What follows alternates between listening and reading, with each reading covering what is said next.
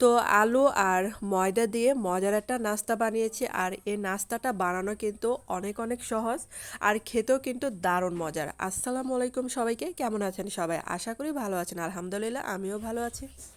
এখানে ২টা আলু সিদ্ধ আলু নিয়েছিলাম, তারপর এখানে ১ চা চামচ চিলি ফ্লেক্স, হাফ চা চামচ ভাজা জিরা গুঁড়া আর কিছু পেঁয়াজ কুচি, তারপরে যে ধনেপাতা কুচি দিলাম আর একটু সামান্য দিলাম বিট লবণ আর স্বাদ মতো লবণও দিয়েছিলাম। এখন এটাকে ভর্তার মতো মাখিয়ে নেব। ঘরে যদি কোনো কিছু উপকরণ না থাকে, আলু তো থাকে বা আটা দিয়েও এটা করতে পারেন, কোনো মানে স্বাদের কোনো পার্থক্য হবে না। তো আমার কিন্তু আলু ভর্তাটা মাখানো শেষ। এখন এইখানে যে হাফ কাপ ময়দার মধ্যে একটু চিলি ফ্লেক্স দিচ্ছি, এটা মানে বেটার তৈরি করব। তারপর এখানে যে ধনেপাতা কুচি দিলাম আর স্বাদ মতো লবণ দিলাম আর এই যে নর্মাল পানি দিয়ে একটু মানে বেটার তৈরি করে নেব। আর আমার চ্যানেলে যদি আপনারা নতুন হয়ে থাকেন, চ্যানেলটাকে সাবস্ক্রাইব করে পাশে থাকার অনুরোধ রইল। তো এই যে এরকম হবে বেটারটা।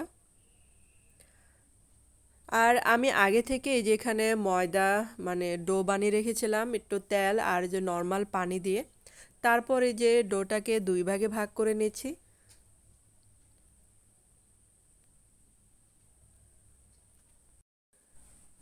আর এখানে একটা আমি পাতলা রুটি বানিয়ে নেব।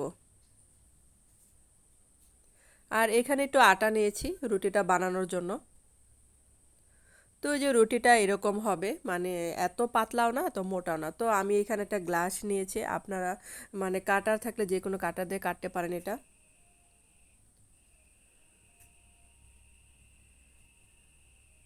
আর এটা চাইলে গ্লাস ছাড়াও মানে করা যাবে যদি ছোট ছোট রুটি বানাতে পারেন। তো এরকম মানে কেটে নিলাম রুটিটা। তারপর এখন এই যে আলুর পুর দিচ্ছি।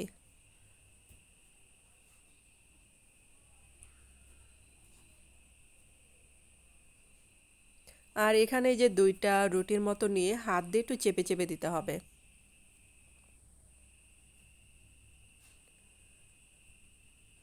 তারপর আমি কাজটা সহজ করার জন্য আর ওই যেরকম করে রুটি সবগুলো এরকম পিঁড়িতে নিয়েছি।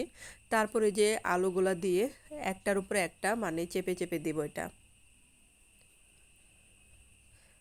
তাহলে মানে দ্রুত হয়ে যাবে কাজটা।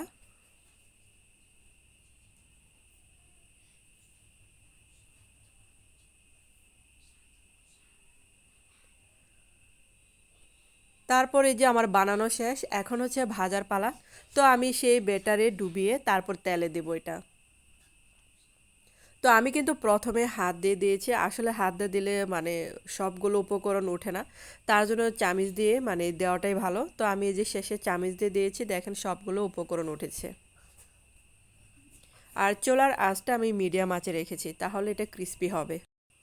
তো ঝটপট নাস্তা মেহমান আসলে এটা বানিয়ে দিতে পারেন বা বিকেলে বাচ্চারা যখন খেতে চায় তখন বাসায় এটা বানিয়ে দিতে পারেন।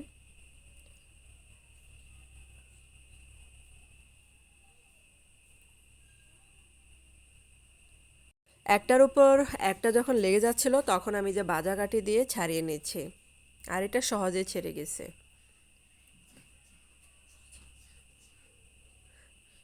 আর এটা মিডিয়াম আঁচে আমি ২ সাইডে ভেজে নিয়েছি, কারণ এটা যদি আপনি বেশি বাড়িয়ে ভাজেন তাহলে কিন্তু মানে ক্রিস্পি হবে না, উপরেটা জাস্ট পুড়ে যাবে।